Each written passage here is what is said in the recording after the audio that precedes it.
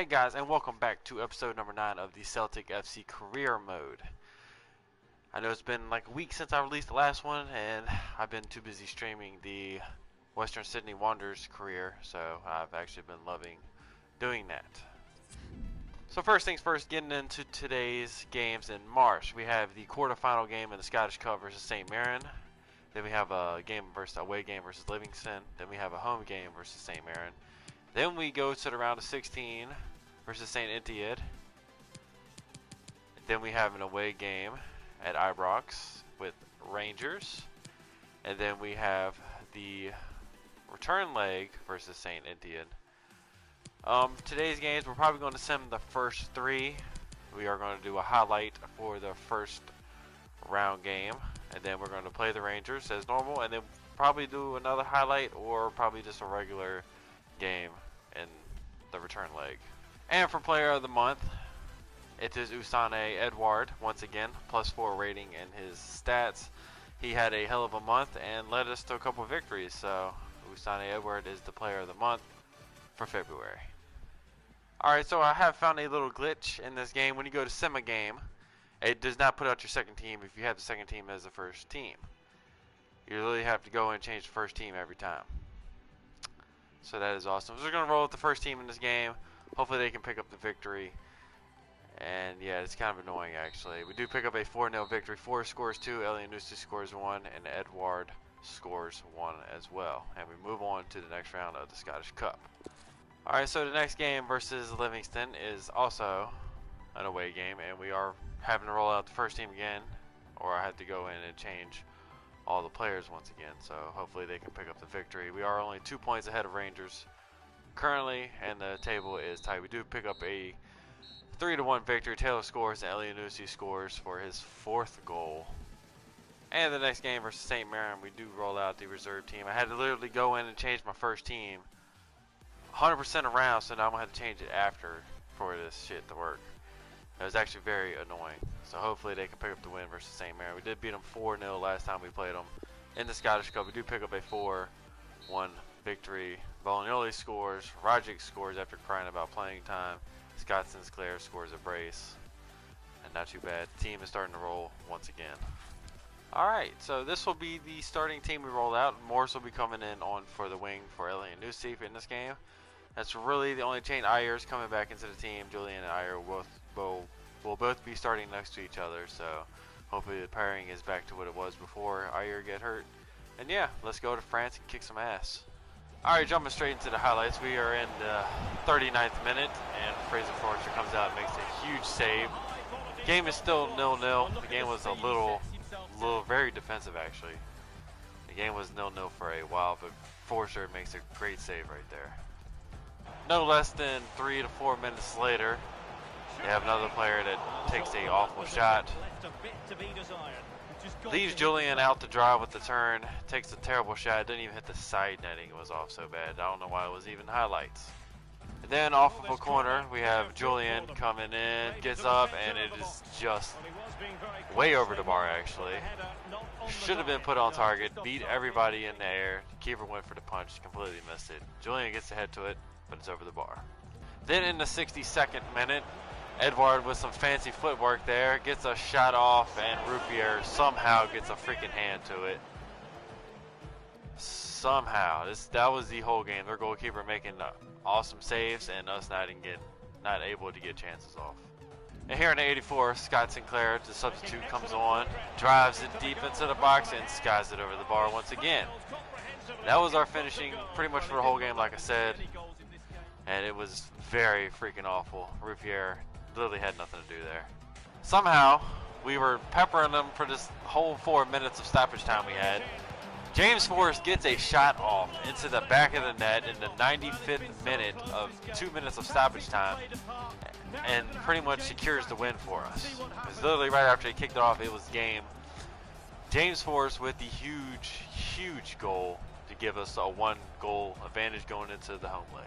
And as you can see from the stats, we had 13 shots, 7 on target, 54% possession. They had 11 tackles, 90 pass accuracy. So we dominated this game. We should have deserved to win. Player of the game goes to Colin McGregor, as he had I think all live his passes. He had 22 of 24 passing, 16 to 16 dribbling, and 1-on-1 tackles. So, and he had the 1 assist. So Colin McGregor is the player of the game.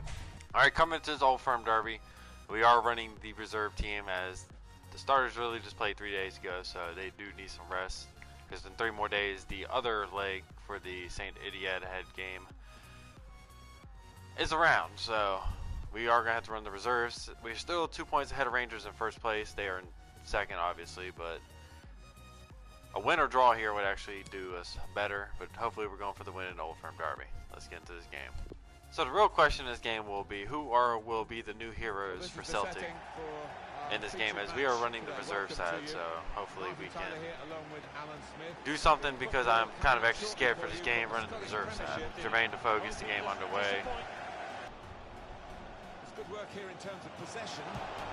Let's go, Tom Roger. Great pass from Lee Griffiths. Tom Roger gets a goal. The Australian. Great give and go. Great intricate passing from the team. Lee Griffiths gets the pass in from Greg Taylor, who's playing in the central mid spot. I don't know why I put him there. I just did. Do not ask. With full confidence at the top of your game, and at least luck.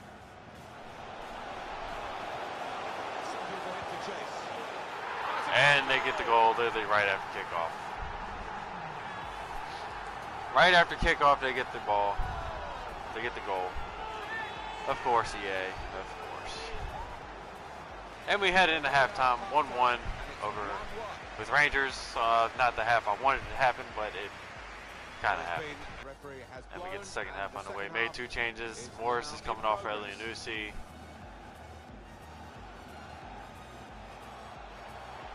And we cannot get the run with Liga. And Clark is coming off for Shivid. Just sitting in their own half and letting the opposition pass the ball around in front of them. Maybe they feel they're not. Let's go, Lee Griffiths. What a pass. Who was that pass from? Somehow we get the lucky bounce. Bounce right back to our player. Lee Griffiths gets the pass in. I think it was from Shivid. And we score. 2-1 to Celtic. Well, if you keep going in to what a great deflection. Right off their player. Right back into the path of my player. And it was Shivid. And Lee Griffiths does bury the shot. I think that is Lee Griffith's like 3rd or 4th goal of the season. Glad to see him scoring in a Celtic kit once again. They need to keep some poise about their play. Yeah, they're going to keep the shape. Oh my gosh. 87th minute goal by Ryan freaking Kent. Great goal, to be fair. I didn't think he was going to get to the end of the ball. And he did me in. Left one of my players in the dirt. Resistance by a side that refused to be beaten. Well, who knows? They might just that freaking ball roll killed me. And then why the goalkeeper just stays there, does not cover that fucking near post, and it's beyond me. It is 2-2 draw as we stay 2 points ahead of Rangers. Not the game I definitely wanted. Definitely not. Lee Griffiths was the player of the game, as he had a goal, assist, and a goal. So he played a pretty damn good game for one of his first games I've actually played with him this year. Alright, so the only change we're making for this game is Jordan Morris is going back to the bench and Scott Sinclair is coming on. And other than that, that's the only changes. The starters will be back in action for this game. We do have a 1-0 lead on aggregate with the away goal. So we need to score a goal and hold them to nothing, and we should be fine. Alright, so we get started off in the 51st minute. This game was really defensive.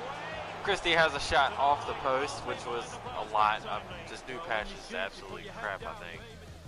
For some reason, defenders seem to tackle everything that comes around them. And later on in 59, after they've been holding the ball forever and ever, they do get a nice cheeky chance right here, and it is just wide. Looked like Fraser Forster had it covered though, but that was a nice attempt at goal. That was pretty much the closest they've gotten goal all game.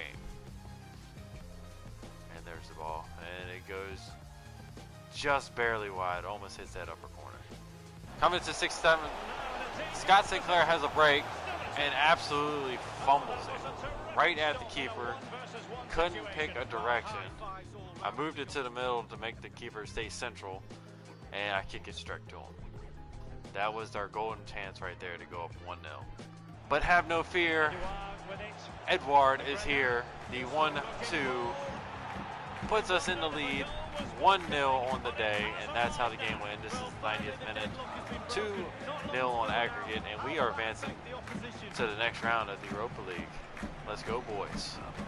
And once again, the player of the game in the Europa League is Cullen McGregor. He had the assist, so I guess that's why he got it. He actually played pretty well also. He held down the middle. Him and Scott Brown together are an absolute force. Alright, so player of the month for March is coming down to Cullen McGregor, who was player of the game in both Europa League games, so that's why he's up for this.